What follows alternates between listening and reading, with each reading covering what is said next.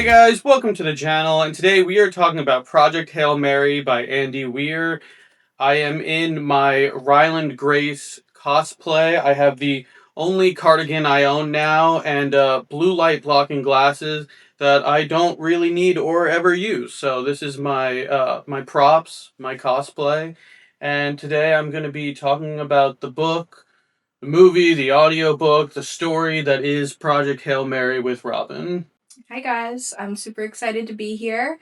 If you don't know my channel, I also do book reviews on Robyn and the Mary Reads, and if you don't know us already too, we are married, so this might go well, this might be a fight, who knows, but I have not read the book or watched the movie at all, so I know nothing about this, and I'm really excited to learn something about it. You know when I cried. That is true. I I did cried see you twice cry. reading it, so she knows when I cried. Spoiler-free, top-down thoughts of the book. I think that this is a really good, quick read. It's a really, fast-paced sort of page-turner.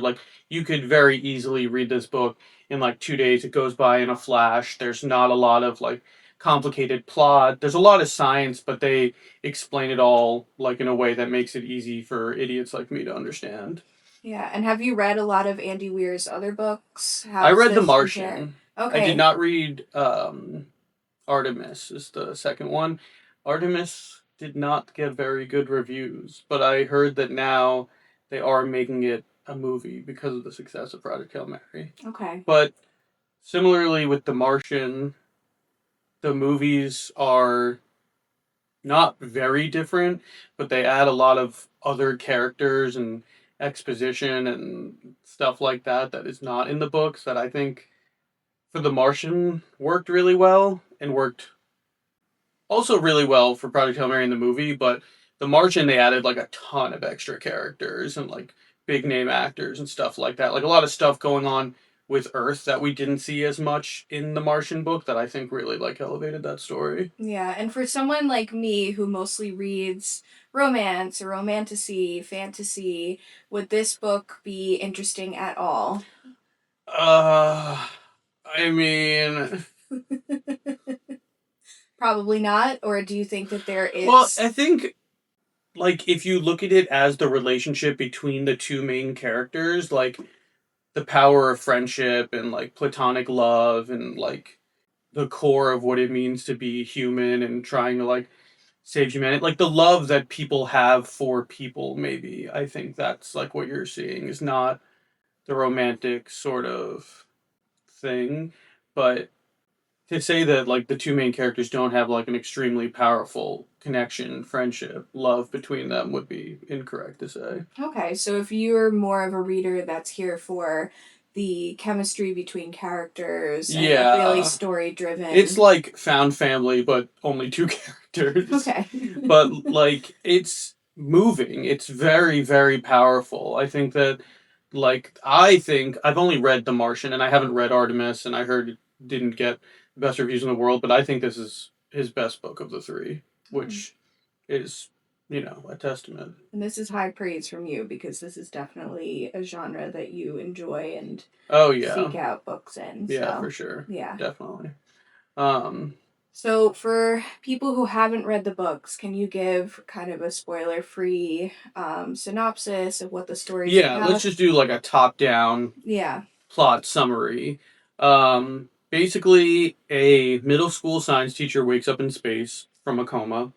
He has no idea what he's doing there. He has no idea how he got there. He has memory loss. He doesn't remember what's going on. And over the course of the book, he remembers how he got there, why he's there, what he's doing there. And at the same time, he meets an alien in space. And together they're trying to save their respective planets. So you have this dual timeline of the past leading up to when the book starts and when the book starts to when the book ends. So you have the A plot and the B plot, and he's the main character of both, which I think is actually a really good writing technique that he uses. Is it kind of like a doomsday feeling, or is it like an adventure? Well, the problem is this, because it's humanity in humanity's most egregious ways, where it's definitely doomsday, but it's doomsday in 30 years. So they're like, it's a problem for people in 30 years. So it's but not like imminent danger. You're not Well, racing against a clock that's not on literally Earth. ticking. Okay. Not on Earth. When they're in space, there's absolutely, you're up against a ticking clock, and you feel that. And I think that he does that really well. When they're in space, you're like, there's a lack of resources, there's a lack of time, there's a lack of everything, where you're trying to get as much done with as little. And I think that's where the tension in the story comes from, because we, the reader, and Ryland Grace and Rocky, the characters, are in space knowing that, like, they're screwed if they don't get this done, but the people on Earth have no idea. Okay. The people on Earth think that they're going to die no matter what. That's the thing. Like, this is their Hail Mary pass, and it's they assume they're not going to make it, basically. Right. And so for people who haven't read it yet, what do you think is the prime hook for readers to know whether this is a story they will enjoy or not? I think that this is in equal parts a character-driven narrative and a plot-driven narrative. I think it like strikes a really good balance of, because it's a scientist, so like he's finding the solutions as he goes, but in true scientific form, he also finds more problems as he goes. So it's like a very similar thing to The Martian. He says this, and this was like in the movie, where he's like, when something goes wrong, something's inevitably going to go wrong, and in that moment you get to just decide if you're going to die or if you're going to start solving problems. And it's a series of solving little problems all the way until you get to a solution. Okay. And that's very like evident in this book too, where like you solve one little thing and you solve another little thing and you solve another little thing until you get to a point where now it's not necessarily solving a problem, it's making a decision. Right. And that's the building tension to when you have to make the decision. Yeah. Okay. Well, I think that makes it very clear for people who are wondering whether this is a story for them. If you're interested in a story with tension and it's very character driven and you enjoy space stories or doomsday stories where it's not necessarily all pressure all the time and there is some lightheartedness, then this might absolutely. There's lightheartedness, and I think that's part of why you like fall in love with the two main characters, is because of their personalities, where they both are kind of characters that should not be in this situation. So from here, we're going to go into full spoiler talk. So if you don't want to be spoiled, if you've somehow avoided the book, the movie, the pop culture zeitgeist conversation around these, feel free to pause the video and come back later, or never come back, or just spoil it for yourself, because this might be more interesting to you than reading the book or watching the movie. Or reading the audiobook, which has won a ton of awards and is really, really, really, really good. So yeah, let's get into spoilers. Okay. Let's talk about the whole thing. Yeah. Top down. So who is Rocky and who is this No, character? we're not, we can't start in the middle of the book. Okay, alright. This is how we're gonna do it, right? Okay. I got this. You got this. So Ryland Grace wakes up in space, coma, has no idea what's going on. He's pulling tubes and getting out of this like life preserving bag. He's like floating around in space. He's like, ugh, what the is going on type thing. Where am I? And is it graphic or is it just like you're experiencing it? In the books, it's definitely a little graphic, but not like... Not unreadable. Not unreadable by any means. And just so you guys know, we have a very low tolerance for gory graphic things. As a whole, we don't really do a lot of thrillers or anything like that, but... Robyn doesn't. I enjoyed American Psycho. That's true, you did. But so that was targeted towards men. Just to give you a little bit of our gauge of where we're coming from. So do you think that I could handle reading this? It was not... I mean, we're probably even talking about it too much as is. Okay, so it's like just a quick blip. Yeah, it's like a couple pages. Okay. But he wakes up in space, has no idea what's going on, and he finds his other two crewmates, and they're dead. So immediately he's like, oh my god, I'm alone in space, I'm not an astronaut, what the hell is going on. And do we know ahead of time if he was given any like crash course on how to do Not anything? at this point. Okay. Not at this point. So we He's really like have full on, no idea what's going on. Okay. He knows his name, and he knows that he knows some science stuff, but not anything else. So he's just so he's almost going through a little bit of amnesia too about his life at this point. Yeah. Okay. And the book does a good job of explaining why that is and everything. So he's floating around on the ship. He finds like the cockpit, I guess you would call it, and pulls up the computer and realizes he's like 11.9 light years away from Earth. And he's like, that's not even possible. Like, we can't even get humans past the moon, which shout out to the Artemis 2 mission if you guys are following that. It's really cool space stuff that's going on in real life right now.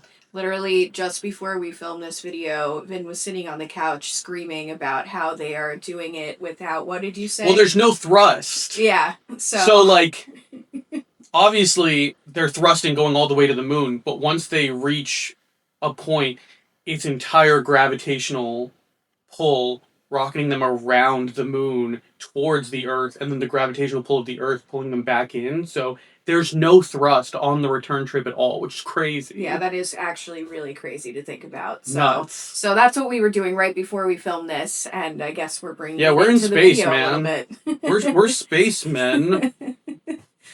But anyway, yeah, he realizes he's like 11.9 light years from Earth. Doesn't know how he got there. Doesn't know what's going on, and now we get like the first flashback to being on Earth before this happened. And basically, there was a scientist on Earth that realized that the sun was dying. There was some sort of something that was pulling energy from the sun towards like Jupiter or something.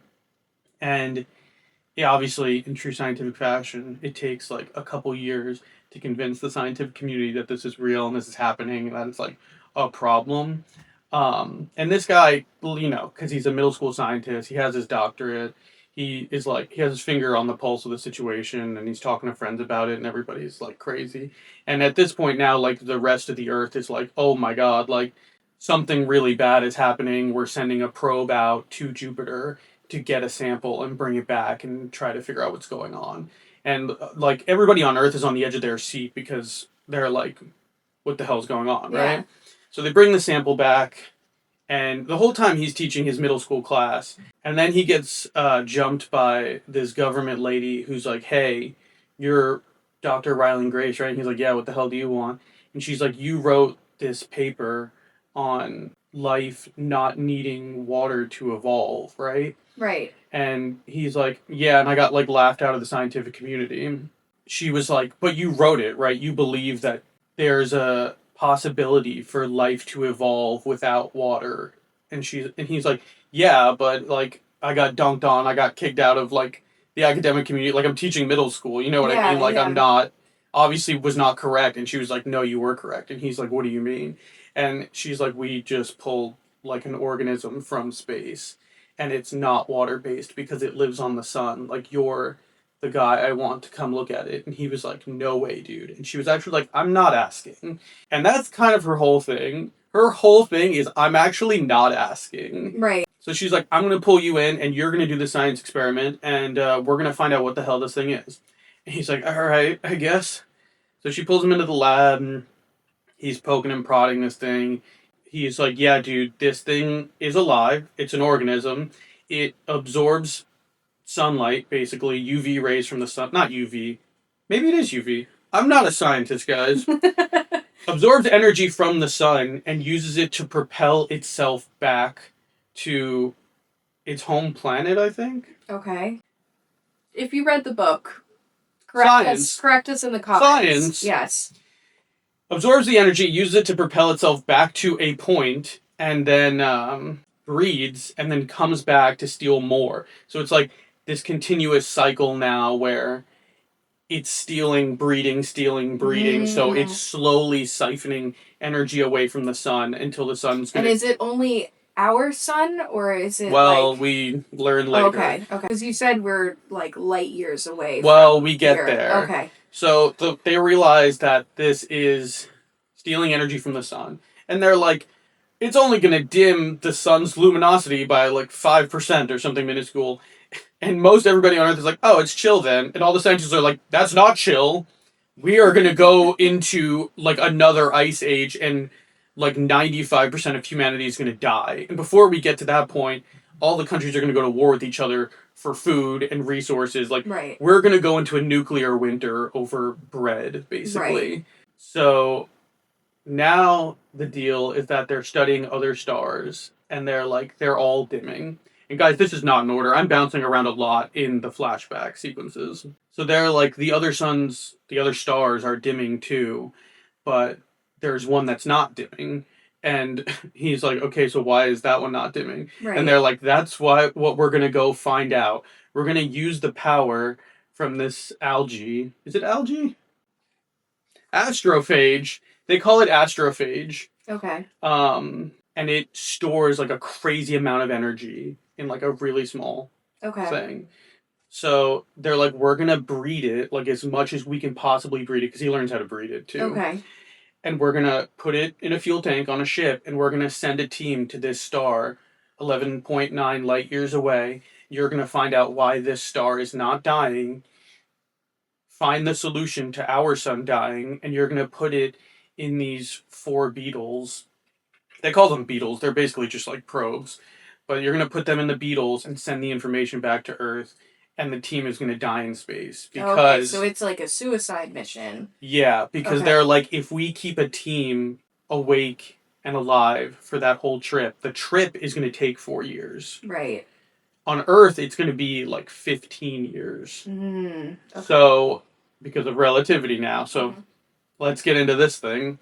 They're like, we can't have a team of 3 or 4 people stay alive in that confined space for 4 years. They'll either kill each other, they'll start having sex, like, it'll be a romantic relationship thing, like, they will either kill each other or kill themselves. It could be like a Lord of the Flies situation. Very Lord but even with like 3 or 4 people, a Lord of the Flies situation is going to last like a couple years at most, right? So they're like, the only way to do this is to put them in induced comas. Okay. And they're like, everything on this ship is going to be automated. We're going to put you in an induced coma, send you away. The problem with this, and now we're getting into like levels of difficulty. Right. It's hard enough to get to this. It's hard enough to get people that want to do this. It's hard enough to get people that are intelligent enough to do this. And up until this point, the furthest we've gone is to the moon, basically. Yeah. Well, I don't know if this verse is the same verse as the Martian verse. Maybe we've gone to Mars, but we're talking light years away. Right. But the thing with the coma technology is that, one, it's extremely experimental. Right. I think they've only done it on, like, monkeys. And 2, the only people that have gone into the coma and come out of the coma have a specific gene. So now you're, like, whittling down the population from people that are capable, people that are intelligent, and people that have this gene. Right. So now... And now this has gone on for, like, months now. We're building the rocket, we're building the team, we're doing the whole thing. Now we have, like, the team together, we're teaching the scientists, we're going over the plan, and the scientists are, like, cool. Like, the people that are going on the mission, they're characters that you, like, get to know a little bit, because Ryland Grace is, like, impressed by them, impressed by their courage and, like, their ability. He's like, you guys are so brave for doing this. Like, I could never do this. Like, it's crazy that you guys have this gene and you're volunteering, like, you're trying to save humanity. And they're, like, in the books, they're very cool people. They're like, it's what it is, dude. Yeah. You know what I mean? We just got to get this damn thing done. We got to save the Earth. But it's like a very thin timeline of sending them there, solving the problem, sending the probe back, implementing the solution, saving the sun. Right. And while they're gone, the sun is continuously dimming. So it's already implied that some of the bad effects are going to start while they're gone, no matter what.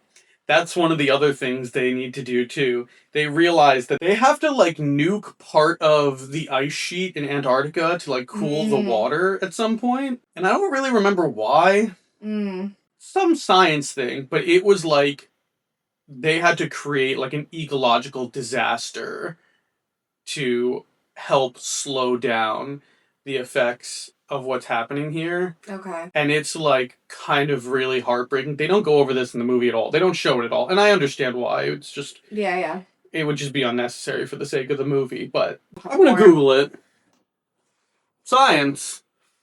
Eva Strat orders the nuclear bombing of Antarctica to induce a massive artificial greenhouse effect aiming to warm the Earth and combat the severe global cooling caused by astrophage. Oh, so it's the opposite. Yeah. It's the opposite. So they're trying to warm it. Yeah.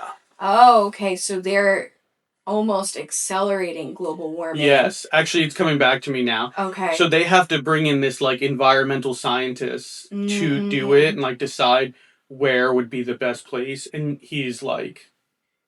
It's really sad. He's, like, crying the whole time. He's like, I have to destroy parts of the planet to save the planet. Yeah. But, again, it's a Hail Mary. Right. The whole thing is that if they don't do this, they're gonna die anyways. Right. And that's the whole thing with all of this stuff, is like, whatever happens in this book, it sucks, but we're gonna die anyway, right. so we have to do it. And it's not just people that are going to die. It's it's the everything. animals. It's everything. It's everything, yeah. Yeah, we're just gonna become an ice sheet of a planet. So they have to nuke the ice sheet.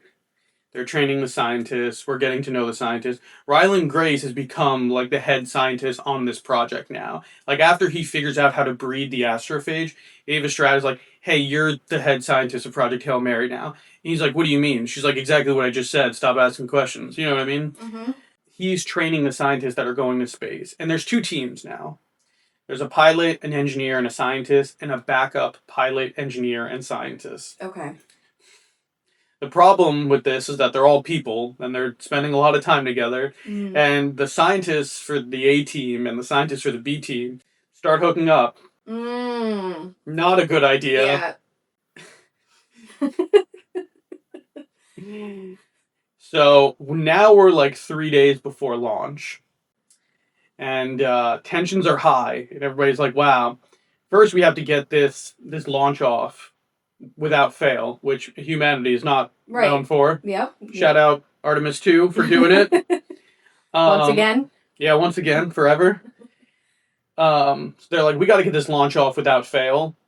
And then it's really the Project Hail Mary. Then it's like, there's nothing we can really do here on Earth besides, like, ration food and try to keep people from killing each other. Right. Which we're all very bad at. Yeah. So 3 days... Is it 3 days? I think it's, like, less than 3 days before launch.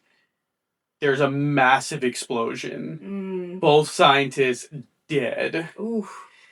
They were testing the astrophage, and the thing is like, one very tiny amount of this astrophage can cause, like, a nuclear explosion. You know what I mean? So it's, like, it really, stores really that deep. much energy Yeah. in, like, one little thing. And the thing is that they're dead. Really sad, actually. I think they killed themselves so that they wouldn't, like, one wouldn't have to go die, one wouldn't have to stay. That's my, like, tinfoil hat there. Those two... They were Oh, okay. They were hooking up. I'll bleep that out. They were lot. Oh, good. Like, crazy. Yeah. But the thing about this is that everybody on Earth of, like, an eligible age, I think, had been tested for the coma gene to see who was eligible to do the mission. Yeah. And it had been established earlier that Ryland had the gene. So they weren't actually planning on sending him originally. No. He was just the head scientist. He was the head scientist, but on the project. The thing you find out is that one of the reasons Strat kept him so close is because he knew everything about the astrophage and he had the gene. Got it. So it was always implied. She is kind of very, like, Machiavellian, where I think that she was keeping people close that could do this sort of thing. You know, everybody's in crisis now. The scientists are dead. They have a meeting. They're like, what are we going to do? Everything's fucked. We're screwed. We're all going to die type vibe. Right. And then everybody turns to him because everybody knows he has the gene too. Yeah, and everybody knows he's the science guy. And Ava Strat's like, you need to go do it. And he's like, no way, dude. I am not this guy. Like, I don't want to die, first of all. Yeah, I'm a middle school teacher. Yeah, I'm a middle school teacher. And the thing is, too, like, they had built this up so much where the scientists all talked about how they were going to die in space. And they had all told him this. Like, he had asked them about this. He was like, how do you guys, like, find the courage to do it? And they're like, you just have to find something to die for. Like in the Right. same way that you have to find something to live for when you Mhm. live a normal life, you have to find something that's like worth dying for. And he's like, I don't have that. This guy has like no family. He lives alone. He is basically just living for his students. Right. He's like the epitomized teacher Middle school where he's teacher, doing like yep. the altruistic thing where he's like, I don't have anybody in my life. I have like some friends in the scientific community or whatever, but like he's only living to teach kids. Right. So he's like, that's crazy. I don't have anything like that. Like, I'm here working on this mission to try to save these kids because they're not going to have a future Right, if right, we all right. die. But, like, I don't have anybody I'm willing to, like, fall on my sword for. Right. So the scientists are dead. They're having the meeting. And everybody turns to him and they're like, you have to be the scientist to go. He's like, no way. I can't do it. And they're like, you don't really have a choice. Well, they don't say that. They're like, take a couple hours and think about Yeah. it. Because now we're like, We're the getting ready time to go. is ticking, Yeah. and like this Really, has to happen. you like at this point in the book, at least for me, I was like, oh, they're not giving you a choice. Right. Like, you think you have a choice, but this is like the government. Yeah. And they're not giving you a choice. You have a choice, wink wink, Yeah. but you better do it. You have a choice and your choice is to go. Yes. But so he's like taking a couple hours and he's like a coward. He doesn't want to do it, and like, who could blame him, right? Who wants to just go up to space and right, eat a bullet? and he's had literally a couple hours to get this. He's had no space training. Yeah. And Okay. the team that's going with him now is like, don't worry, dude, like, we're gonna take care of it. You just need to come up there and do science. Right. And he's like, yeah, but then we all have to die. And they're like, yeah, dude, it's not worth it to stay here and struggle for food right. and go to war and all these other things. They don't know what's going to start happening too. Like, yeah, they have expectations, Mm-hmm. and at this point, like, we're working with the full support of all the governments because it's a book. Mm-hmm. Yeah, so all the governments have gotten together, and they're like, it's like Project Warp Speed. We are putting our differences aside, and we're all working together because this is a life or death situation for everyone. Yes, which we know will likely fall apart as things start to deteriorate. Yes. But for now, that's what the governments are doing. So they're like, yeah, take a few hours, think it over. He's like, okay, great, thanks. He's like disheveled, right? The whole movie, he wears his glasses like this. He's like, I'm sure Ryan Gosling, he looks really hot, even though the glasses are like... But, takes a couple hours, he thinks it over, and he goes back and he's like, I can't do it. And Eva Stratton's like, what do you mean you can't do it? He's like, yeah, I can't do it. I'm just not the guy. Like, I can't, I'm sorry. Like, I can't do it. And she's like, oh, that's a really big bummer. And then she, like, gives him a sedative and knocks him out. And he's like, what are you doing? And she's like, you don't have a choice. You have to go save humanity. He's like, I won't do it. Like, if you send me up there, I won't, like, solve the problem. Like, I'm just gonna die. Like, I'm not doing this. And she's like, yeah, you are. Like, she sees the thing in him that he doesn't see in himself, that, like, there is something he's willing to die for. He just doesn't know it yet. Right. Like, he does have that thing in him that he sees in the other people. And she knows that because she's been with him the whole time, talking about this project, talking about saving humanity, like, why you're doing this.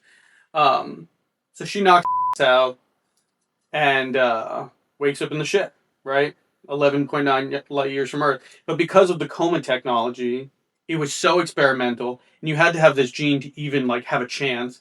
Both crewmates died. Like, the roll of the dice was just terrible here. So he is just now completely alone. No space training, basically. No space training, no piloting skills, like, no engineering skill. A scientist in space. And, like, to some degree, the ship's, like, automated, right? Like, you could set a course and be like, hey, go that way, but he has a limited amount of fuel. Like, he had enough fuel to get there and solve the problem. But without the engineers and everything, like, if anything goes wrong, he has no recourse. Screwed. Like, he is just absolutely screwed. Yeah.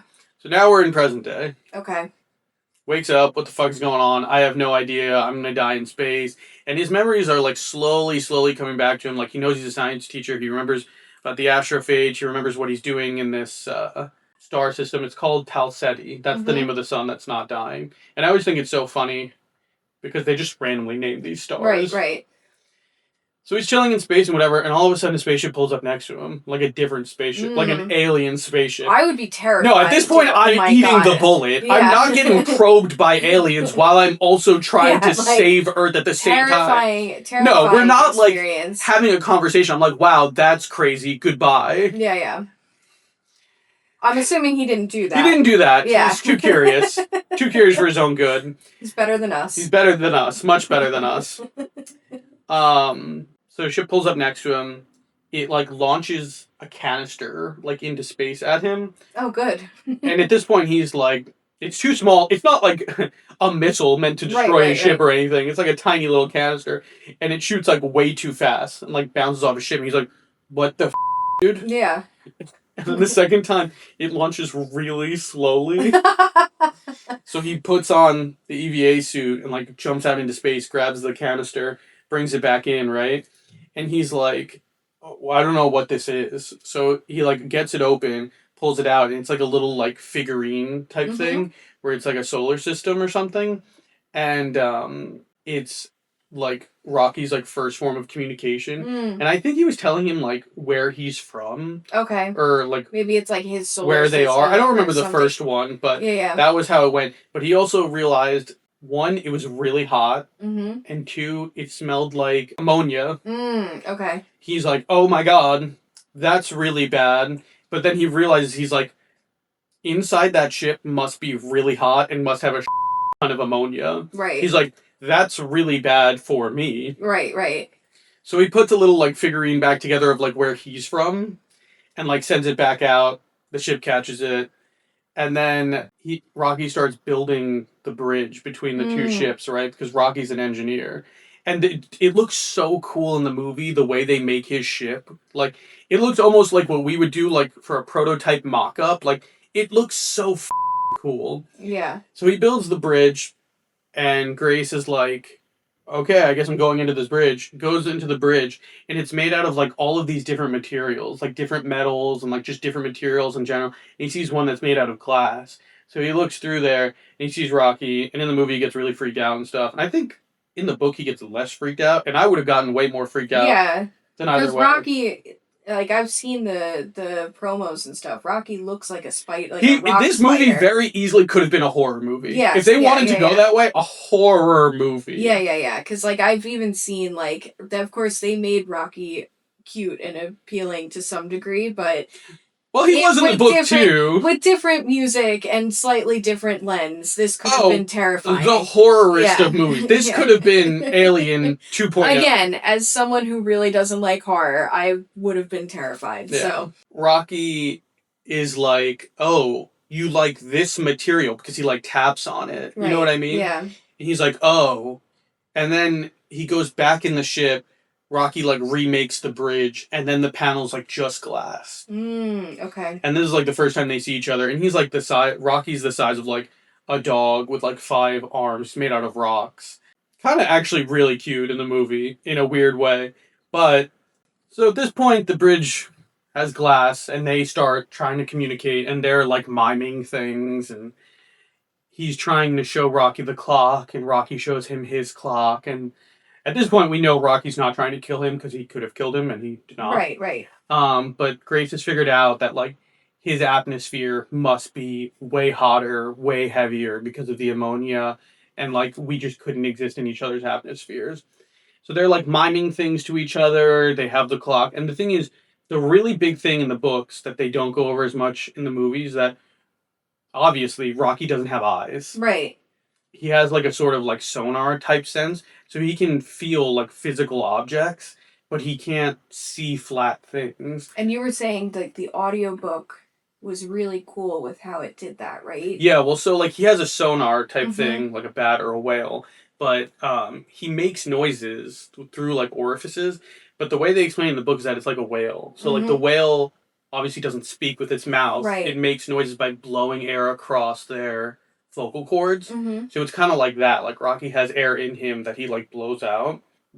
But we're, like... This is the part of the book that, like, I wish they had kept more of in the movie, where, like, the early forms of their communication and, like, showing each other stuff, because Rocky's like fascinated by human eyes because Right, we can right. see flat things. He's fascinated by the laptop because he's like, you have all of human knowledge on this laptop. That's insane. Yeah. He's like, you can see different materials, because for Rocky, when he put the different materials in the tunnel, he was like, I could like see through any of them because of like my The sonar sonar. thing, but you could only see through the glass. That's why you picked the glass. He was like, yeah. He was like, that's crazy. Like, Yeah, yeah. and I think like this was like one of the really compelling things to me in the books that they didn't put in the movies, that when they're like learning to communicate and like learning each other's physiology, like they don't get into that as much in the movie, where they're talking about like culture too, it's like stuff like that, but they're like early forms of communication. Like they did the thing with the sleeping. So in the movie and in the book, like Rocky's people can't sleep alone. So like when they sleep, it's like they're totally, like their body's completely shut down and they're like not functioning. Like obviously when we sleep, our heart's still beating, we're still breathing and Right, stuff. right.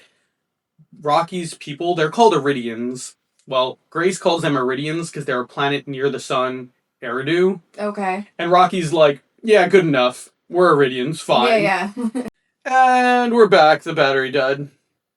Okay, so you were talking about how Their physiology and their cultures, and they're explaining things to each and how other. when they sleep. Yeah, so when the Iridians sleep, their bodies shut down, but because of that, in Iridian culture, one of them always watches the other one sleep to protect it from dangers, because the body's completely shut down. So Rocky is explaining this to Grace, and Grace is like, why do you need to watch me when I sleep? Like, he doesn't get it. And he's like, sleep in the tunnel. Like, I'll watch you while you sleep. And he's like, okay. So he does that. Like, Rocky watches him while he sleeps, and then he watches Rocky while he sleeps, and everything else. And after a while, Grace is like, so who else is like on your ship? Like, why are we doing this with each other and you're not doing this with other Iridians on your ship? And he's like, I'm the only one. He's like, what do you mean you're the only one?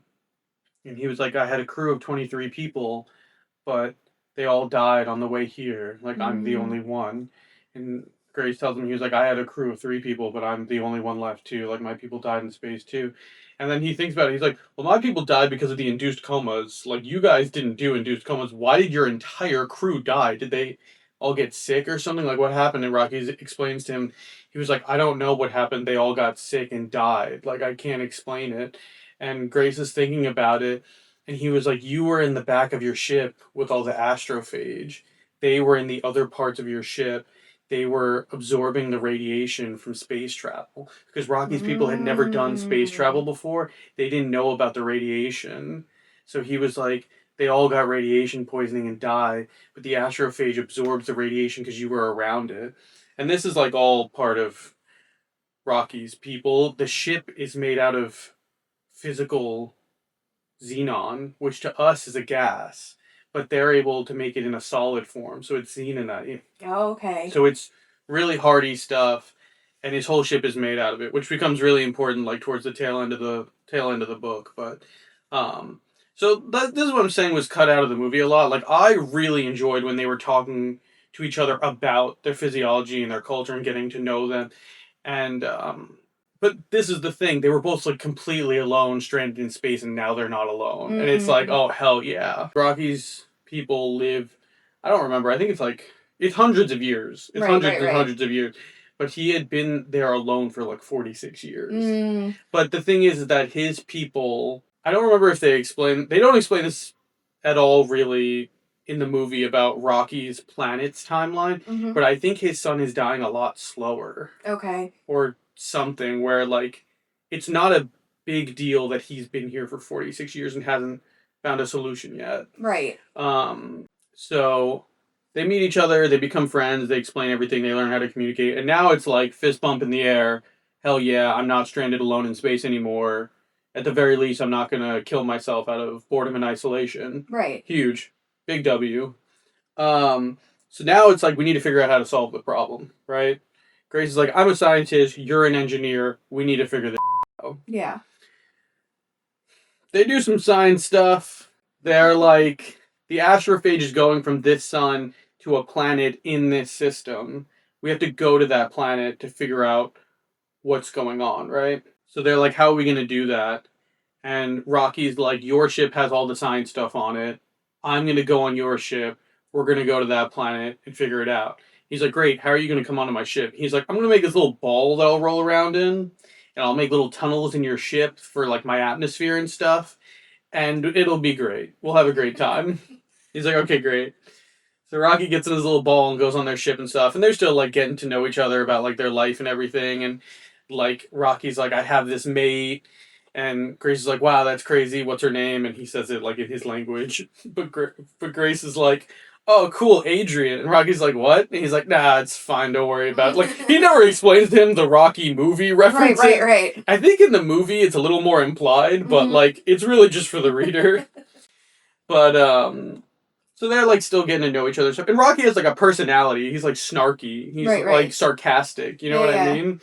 But yeah, I know in the movie they do the thumbs down thing. Right? Yeah, because he does like Grace does a thumbs up thing, but he only has like 3 things, and one of them doesn't go perfectly up, so it's like 2 sideways ones and then like a down one.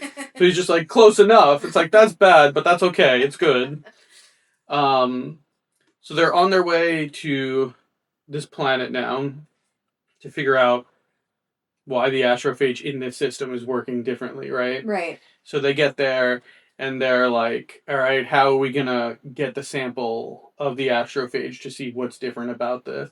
And they're like, well, we can't get too close to the planet because then we'll get sucked down into gravity and die there. Right. And they're like, we have to do something from the outer atmosphere to get a sample.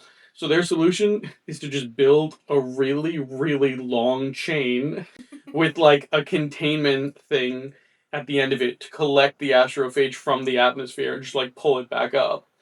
But the whole thing is that if the ship gets too close to the planet, they get pulled down into the atmosphere. The chain has to be long enough to actually like collect a sample of astrophage. They have to reel it back in. It becomes a whole thing. So they don't do this in the movie, but in the books, they spend like 2 weeks just building this long chain to collect this sample. And they're like still getting to know each other and stuff, and they're talking about culture and everything because Rocky's like, it's really brave of you to come here and do this for humanity. Like, especially because you have such a short life compared to us. Like, you're spending a really significant portion of your life, like, coming all the way here, doing this, finding the solution, going all the way home. And Grace is like, oh, yeah, bud. I'm not going home. And Rocky's like, what do you mean, dude? Like, we're going to find the solution, and then you go home, I go home, and we solve it. We'll be heroes. You know what I mean? He's like, yeah, I don't have enough astrophage to go home. He's like, what do you mean? He's like, this is a one-way trip for me, big dog. And Rocky's like, no. He's like, what do you mean no? He's like, I'm going to give you enough astrophage to go home. Like, I have extra. Like, we're so much closer to my planet than yours. I'm going to give you the astrophage to go home. And in the book, bawling, crying. It's like, oh my God, there's actually a chance that we pull this whole thing off and I do get to go home. Even though I hate Strat, she knocked me out, put me in a coma, and sent me to space. Like, I'm actually going to save the whole planet and get to go home. Huge, huge W all around. Everybody's winning. In the movie, they do it a little differently where Rocky's like, it'll take me another 6 years to get home. I don't think they do that in the book, unless I'm misremembering. Rocky's just like, we just have a ton of extra astrophage. And Rocky is like, I think like 4 light years away from his planet. Okay, so it's he's significant. a lot. Yeah, no, it's significant. That's a significant difference. But Rocky's whole thing is like, you know, we came here and there was over 20 of us. And he's like, and they all just started dying and there was nothing I can do. And I felt so hopeless. But he's like, you're my partner on this mission now. Like, I can save you. And if I can save you, I have to. Like, we're all doing this for each other. He's like, this is how I save my people and you save your people. And we both get to go home. Yeah. And it's just like one of the like pivotal emotional moments of the whole thing because Grace is now like, I'm not just fighting for humanity, I'm also fighting for myself. If I can get home, like this is the big deal. So they call it their fishing trip where they're fishing for the astrophage to find out what's different about it. But you also need like the piloting skills to not get caught into the atmosphere and you have to like reel in the sample and it becomes like in the movie, the sound design, the music is so good. Like you could hear a pin drop in the Yeah. theater. Everybody was sitting there like, I've seen a lot of talk about that online where people were like, this was one of those rare moments in a movie theater where the entire movie theater was holding their breath together, like absolutely locked in it during reminded that me scene. of Oppenheimer, Mm-hmm. like when the bomb went off, but you were waiting to hear the explosion for the sound to Right. travel. But it like that was, 10 seconds or something in Oppenheimer. This was like 15 minutes or something where the whole time everybody's just like clenched up. So everything goes right and wrong. They get their sample, but they get too close to the atmosphere and start getting sucked in. They like course correct, but then one of the fuel tanks like busts a leak. Then they're in a tailspin. Then the gravitational forces like slams Grace into the computers. He's getting crushed by his chair. He's trying to eject the fuel tank. And Rocky can't do anything because he's in his little Right. tunnel. He can't go in the atmosphere. He's gonna die. He gets out of his thing. He's like, we're all gonna die. And like, mind you, you have to remember, Rocky doesn't know what's going on, like on the screens or anything. He just knows that like the ship's spinning around. So Grace is being crushed by the chair, the gravitational pull. He's gonna die, and Rocky leaves his little atmosphere tunnel ball thing to save him from being crushed by the chair. And then, but because of the pressure, he starts dying. In the books, it's a lot more gruesome than in the movie. I think he like catches fire because the Mm-hmm. atmosphere is poisonous to him. It's really like scary in the book, but the ship starts, they like level out, right? The ship starts to take care of Grace, but in the books I think Grace also puts himself in Rocky's atmosphere to put him back in there so that he can heal.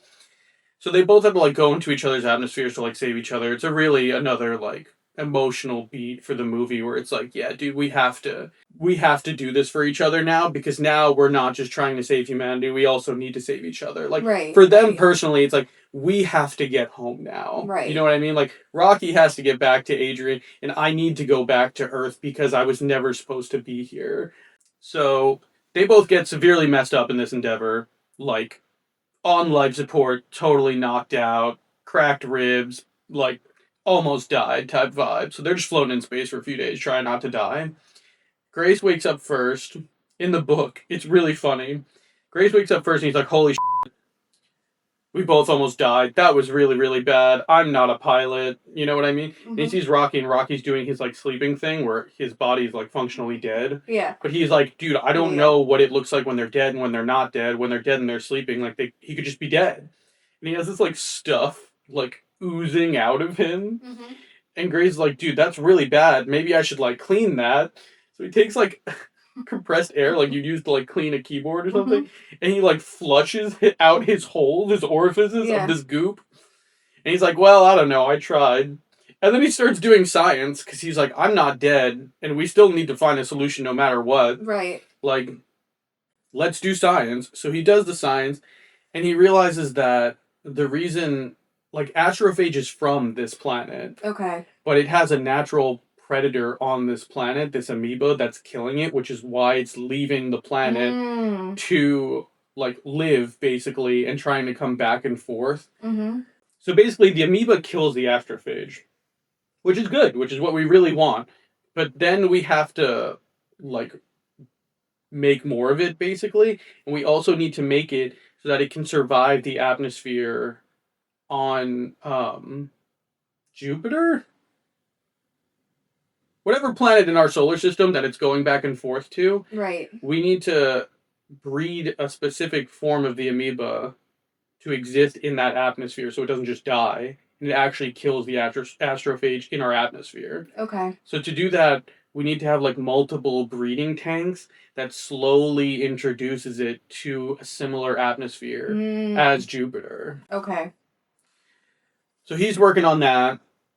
Days and days and days go by, and Rocky's like still not waking up. And it's one of those things where he's like doing the science, but he's like looking over his shoulder, and it's like it's getting really tense now. Like it's been a long time. He's like he's never slept this long. Like Yeah. I don't know if he's gonna wake up. And he's like, I don't know what to do if he doesn't wake up. He's like, if I find the solution and he dies, I can save Earth and my people, but I can't save the Iridians. Like Right. I Right. don't know what to do. So he breeds the astrophage with the Taumiba. He breeds the Taumiba to live in Jupiter's atmosphere. All of the breeding containers are made out of the xenonite, like Rocky's ship, like all of Okay. Rocky's stuff.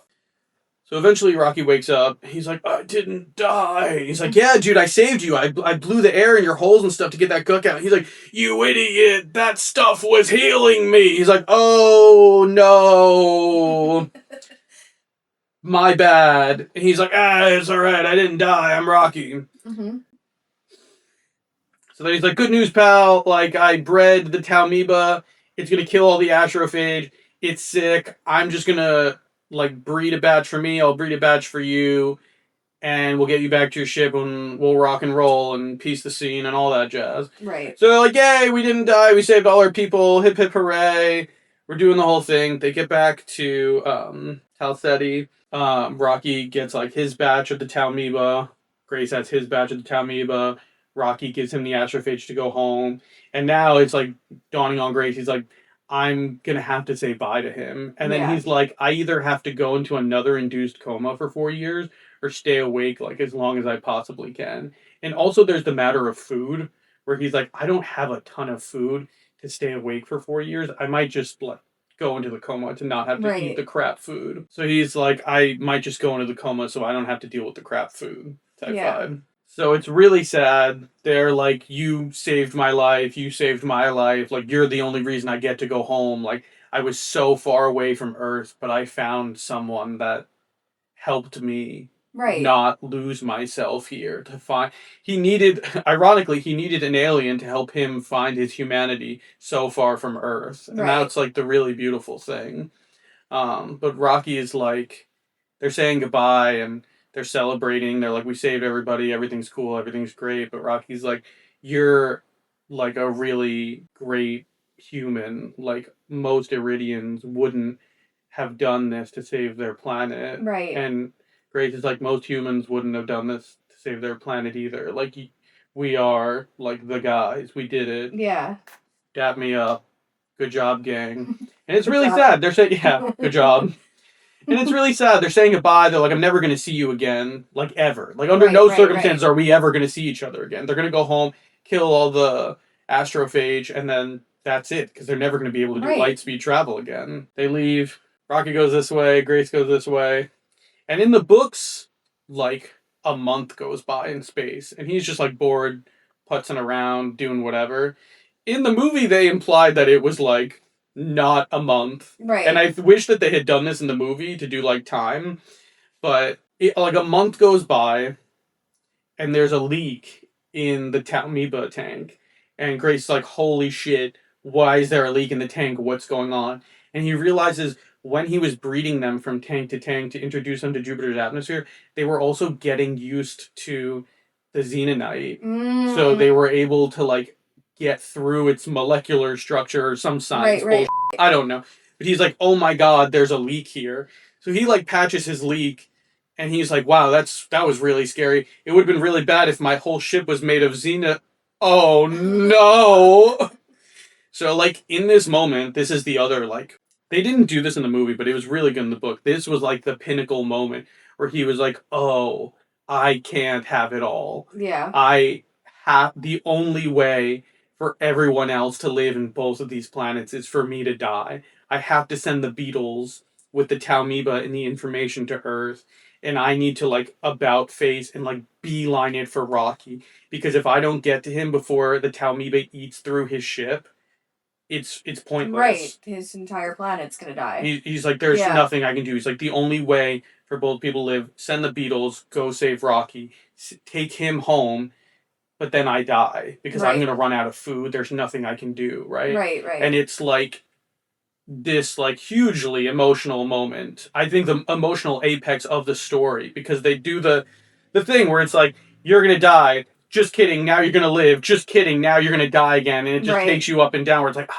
it's so gut-wrenching. And it was so, and you're, like, so close, right? He was almost there. He was almost home. All he had to do was just take a nap, and he would be there. But there's just nothing you can do. and he finally found the thing that he was willing to die for. Right. Was Rocky and his people. And so he sends the beetles, and he's like, that's it, dude. Like, there's nothing I can do anymore. And he about face, and he, like, rockets it to Rocky. Right. And he's following his infrared, like, trail because he knows exactly where he's going and where he is. And he's, like, beelining it to Rocky's ship. And he's trying to get there before he dies. So he gets there, and the bridge is still there, and he goes up to the bridge, and he's like pounding on it. He's like, Rocky! Because he thinks he's dead. He thinks the Talmiba like ate through the whole ship, and it's totally gone, right? And Rocky like comes up, and he's like, Grace, you're here. How are you here? And he's like, the Talmiba ate through the xenonite! And then he's like, oh my god!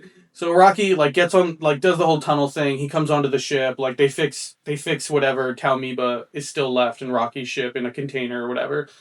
But Rocky's like, what are you gonna do now? And he's like, that's it for me. Like I cannot make it home now because of the amount of food, time, energy, whatever. Like I'm gonna bring you home to save the Iridians. I sent the beetles to Earth, and that's it. And Rocky's like, I don't accept this. Like, I don't accept that you're gonna die. Like, we have to figure something out. He's like, there's nothing I can do. I can't eat your food. Like, it's all rocks, basically. It's like metals. Yeah. And gases. Yeah, and you just can't live in that atmosphere. You can't eat the food. Like, there's nothing you could do. And they're on their way back to, like, Arid now. And Rocky's like, what if you ate the Talmiba? He's like, what do you mean? He's like, what if we, like, did something with it to turn it into food for you to eat? It has nutrients. It's like alive. It's like an organism. Right. And he's like, I guess that could work. So then it like cuts and it's a flash forward like several years. And Grace is living on Arid with Rocky. They built him like this this like dome that he like lives in basically for his atmosphere and everything. Right. And he's eating the Talmiba food. And like Rocky's people are really smart. So they like figured out how to make him food. He's living in this like geodome basically. And like they think he's like the coolest thing ever because he's an alien that came to save them from dying. Like he's a hero to them. Yeah. Like in the opposite way where like Rocky would be put in a lab for the rest of his life, like they're treating Grace like, you know, a god basically. Yeah. And they figured out how to make him food, and they took all the information off his laptop and everything. And now, I think because now we're getting into time, Grace was like in his 30s when he left to go to Tal Ceti. The trip was, I think, 15 Earth years, but he only aged 4 years. Okay. So to go from Tal Ceti to Arid, I don't know how long that trip took, but he was on Arid for like I think another 14 years before like the epilogue kind of picked up. And the whole time he was telling them like, this is my son. Like he showed it to them on a solar map. Like we have to watch out for it. And if it doesn't lose any luminosity, that means they got the beetles. They saved the Earth. You know what I mean? So the epilogue picks up. It's like him and Rocky, they're hanging out.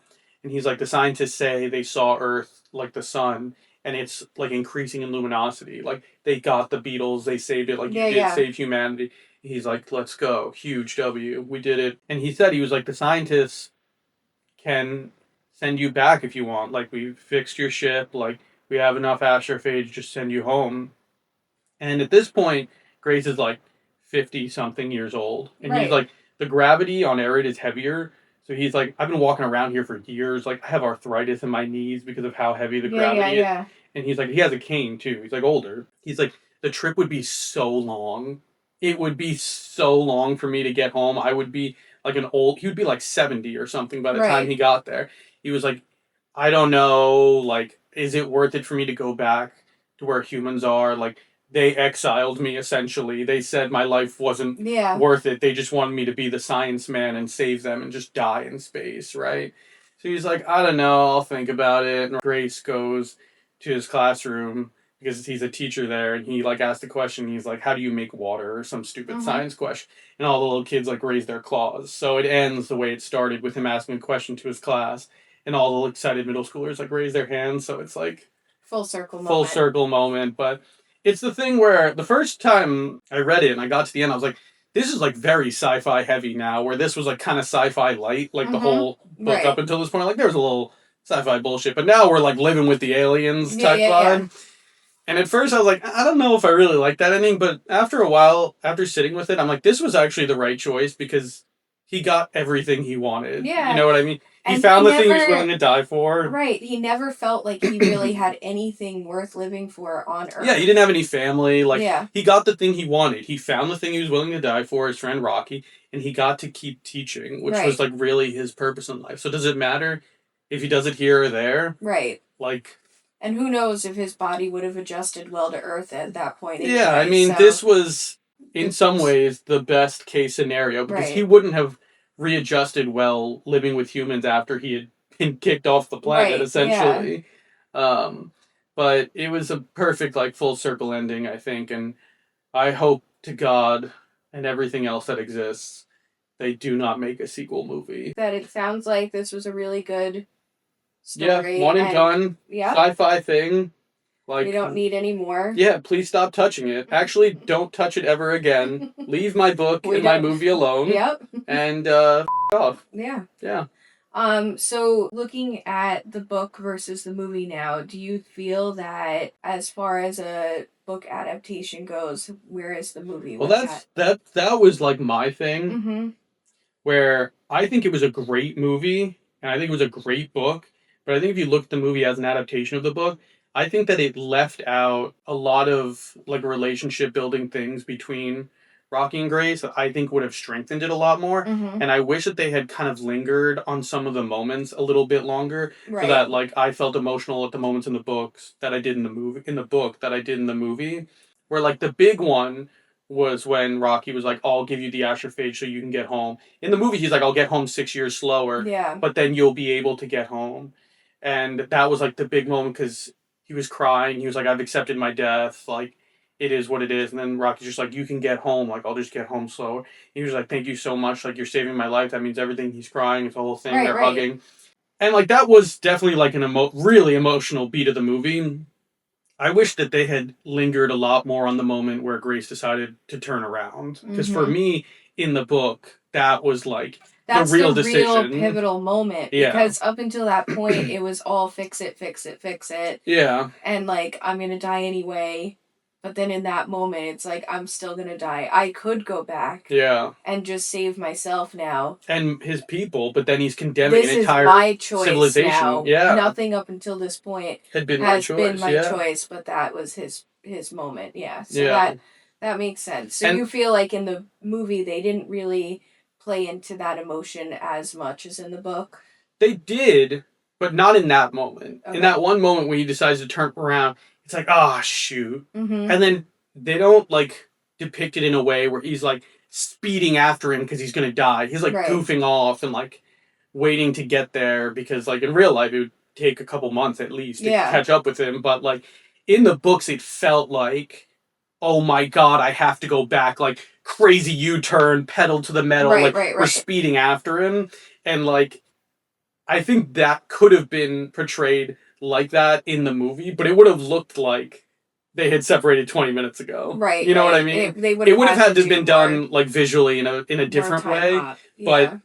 But they showed him like loafing around a lot. Like in the movie a lot, Ryan Gosling's just kind of like hanging out, doing dumb shit, like coping with his isolation in the way that like most people would. But I think that specifically was a moment that I was like, this should have been like the tension apex of the movie. Yeah. Is there anything that you feel like the movie did better than the book? It's hard because it's a different medium. Like, obviously the visuals of the movie are like so good. And the music is so good. The music like builds the tension more than anything. But I think that the movie added the character of Carl, which I loved Carl. He was not in the book, but he like operated as the person when he's doing the experiments on Earth to like explain the craziness that's going on, because in the book obviously it's just happening in his head and it's like, holy shit. But he's like, oh my god, Carl, we did the thing. We multiplied them. They're doing this crazy stuff. And like they had a cute montage where it's like, hey Carl, we have to go to Home Depot to build a science thing. And they're like in Home Depot and they're goofing off and stuff like that. Like, I just think that the movie felt like they had a lot of fun at like different times than when they were having fun in the book. Okay.